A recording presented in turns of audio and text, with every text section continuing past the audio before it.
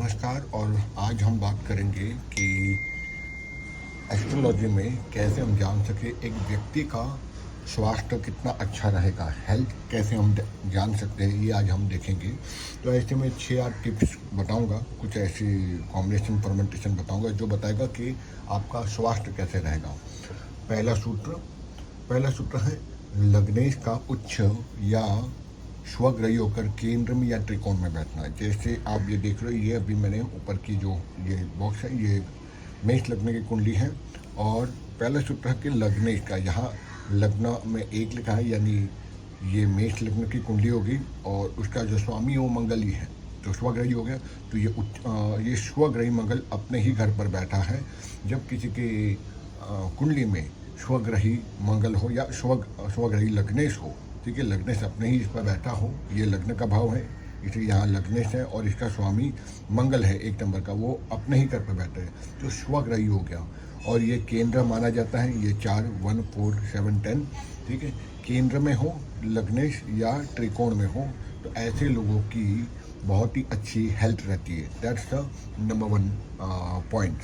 अब दूसरी बात है कि लग्न या लग्नेश पर शुक्र जो बली हो या गुरु उसकी शुभ दृष्टि हो। जैसे मान लो ये लग्न यहाँ पर है, लग्नेश ये लग्न का भाव है। अब इसमें ये मान के चलिए कि यहाँ पर गुरु बैठ जाए, गुरु यहाँ बैठ गए, तो गुरु की सीधी 7वीं दृष्टि कहाँ जाती है लग्न के ऊपर।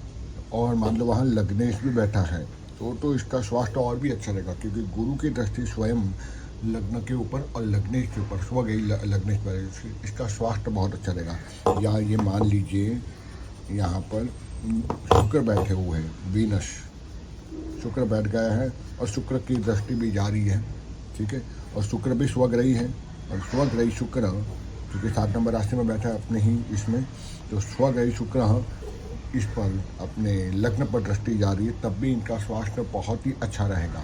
तो ये 2 शर्तें तो मैंने आपको बता दी। अब आगे और भी चीज़ें बताऊंगा इसमें। जैसे तीसरा जो है कि लग्न और अष्टमेश, लग्नेश और अष्टमेश दोनों का बलवान होना। जैसे ये मेष लग्न की कुंडली है, अब मान लो ये अष्टम भाव का स्वामी यहाँ पर आता है मंगल, ठीक है, तो या फिर मंगल यहाँ बैठ जाए तो ये अष्टमेश हो गया, ठीक है। और लग्न ये तो यहाँ पर क्योंकि लग्नेश और अष्टमेश दोनों एक ही है, तो एक जगह पर ही बैठेगा, दोनों का शुभ होना, दोनों का स्वग्रही होना, ठीक है। ये केस में यहाँ पर, और यहाँ पर मान लो गुरु बैठ जाए तो इसका स्वास्थ्य काफ़ी अच्छा रहेगा, ठीक है। या फिर गुरु यहाँ बैठकर यहाँ पर दृष्टि डाले और यहाँ पर अष्टमेश है स्वयं मंगल ही, तो लग्न पर गुरु की दृष्टि चली गई या स्वयं गुरु वहाँ पर आके बैठ गए, और साथ ही साथ अष्टमेश स्वयं मंगल है जो स्वयं अपनी राशि में ही बैठे हुए हैं। ये जब कॉम्बिनेशन भी बनता है तभी भी इनकी इम्यूनिटी पावर बहुत अच्छी रहती है और इनका स्वास्थ्य काफ़ी अच्छा रहता है। पॉसिबल है ये जिम जाए न जाए, लेकिन ये इनके स्वास्थ्य काफ़ी अच्छा रहता है, इसमें कोई 2 राय नहीं है, बिल्कुल अच्छा रहता है। चौथा एक और अच्छा योग आता है जब सूर्य, चंद्र और लग्नेश तीनों बली या शुभ होना। अब ये केस में मैं बता रहा हूँ, ठीक है। मान लो सूर्य, चंद्र और ये कब बनते हैं, जैसे चंद्रमा यहाँ बैठ गया, सूर्य यहाँ बैठ गए, ठीक है, या फिर सूर्य यहाँ बैठ गया। ये केस में चलो मैं यहीं पे रख देता हूँ, क्योंकि यहाँ पे 10वें भाव में सूर्य बली हो जाते हैं, ठीक है।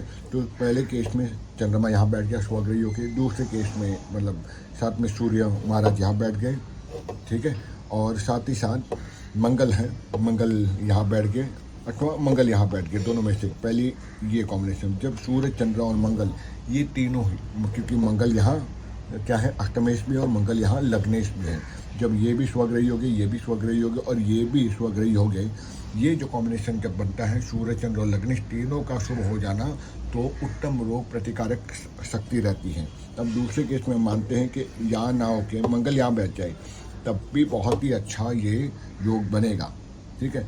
तीसरी अवस्था हम जो कहते हैं कि सूर्य यहाँ ना बैठ के स्वग्रही ना होके बली हो गया, सूर्य यहाँ बैठ गए, ठीक है, तब भी ये कॉम्बिनेशन में भी बहुत ही अच्छा उनका स्वास्थ्य रहता है। एक और कॉम्बिनेशन हम देख लेते कि लग्नेश यहाँ अष्टम में बैठ गए, लेकिन अष्टम का भी तो स्वामी है, तो चंद्र यहाँ है चौथे में, सूर्य बलि हो चुका है यहाँ पे, और यहाँ पे मंगल महाराज जो लग्नेश भी है और अष्टमेश भी है यहाँ बैठ गए, तब भी इनका स्वास्थ्य काफ़ी अच्छा रहता है, बहुत ही अच्छा रहता है। अब एक और कॉम्बिनेशन हम इसमें ढूंढते हैं ताकि आपको समझ में आएगा कि स्वास्थ्य हम कैसे देखते हैं, उत्तम स्वास्थ्य कहाँ कहाँ देखा जा सकता है। एक और पॉइंटर है लग्न में बुध का होना अथवा उस पर बुध ग्रह का दृष्टि पड़ जाना। अब लग्नेश मान लो कहीं पर यहीं पर भी बैठा है लग्नेश, ठीक है, लेकिन लग्न के ऊपर बुध की दृष्टि चली जाए तो बुध स्वयं यहाँ बैठ जाए अथवा बुध यहाँ बैठ जाए सप्तम स्थान में, तो यहाँ से वो अपनी सातवीं दृष्टि डालेगा अथवा वो स्वयं वहीं लग्न में बैठ जाए, तो यहाँ व्यक्ति का स्वास्थ्य तो अच्छा रहेगा, लेकिन वो बहुत बुद्धिमान होगा, तीक्ष्ण बुद्धि होगी, जिसको मैं बोलूँ तीव्रतम बुद्धि होगी, और इनका जो स्वरूप होगा वह बड़ा ही आकर्षण होगा और बुद्धि के कारण लोग इसकी तरफ आकर्षित होंगे। तो ये भी एक हो गया। अब एक और ये रहता है कि लग्नेश का वर्गोत्तमी होना। अब वर्गोत्तमी होना मतलब कैसा, कई लोग जो शायद ज्योतिष नहीं जानते होंगे उनके लिए भी ये बता रहा हूँ, बड़ा ही सिंपल है।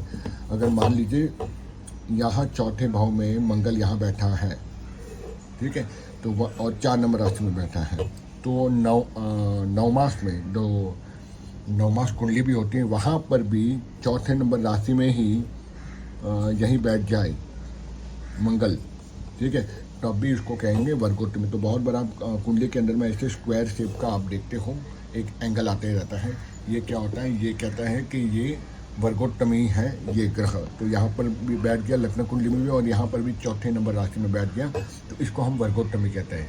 तो जब ये लग्नेश वर्गोत्तमी बन जाता है, ठीक है, तब भी बहुत ही शुभ इसका असर देखा गया है, ये बहुत ही अच्छा माना गया है, ठीक है। अभी एक और कॉम्बिनेशन आपको इसमें बता देता हूँ। एक और कॉम्बिनेशन है कि लग्नेश और दशमेश का शुभ होना। जैसे लग्नेश तो चलो यहाँ पर मंगल ही है, तो मंगल चाहे यहाँ बैठ जाए चाहे यहाँ बैठ जाए शुभ ही है, और दशमेश यहाँ पर है शनि, तो पहली अवस्था देख लेते कि मंगल यहाँ बैठ गया, शनि महाराज यहाँ बैठ गए, तो बहुत शुभ है, ठीक है, तो ये भी स्वास्थ्य अच्छा बनेगा।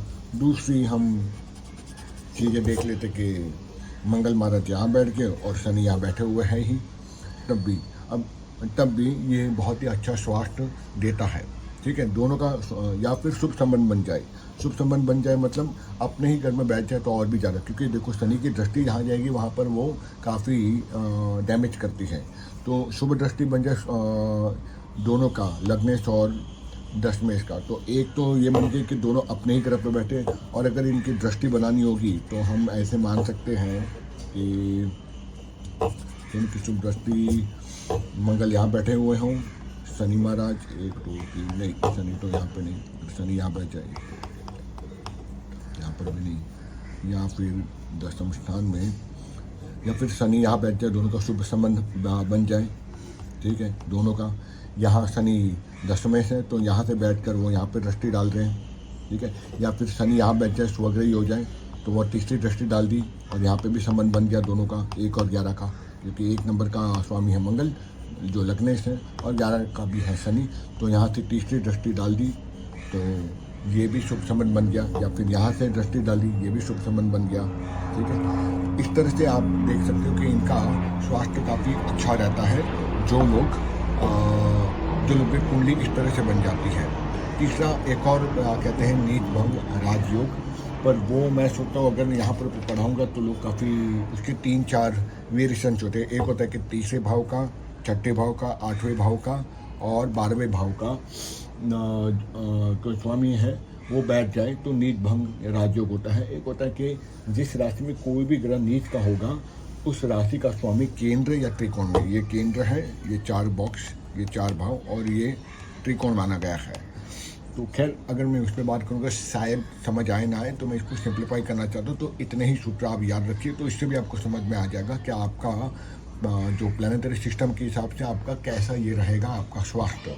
तो आई होप ये छोटा सा वीडियो आपको 10 मिनट तक काफ़ी नॉलेजेबल लगा होगा, अच्छा लगे तो मुझे बताइए। मैं बहुत सिंप्लीफाई करके बता रहा हूँ ताकि आप अपने ही कुंडली खुद पढ़ सकें।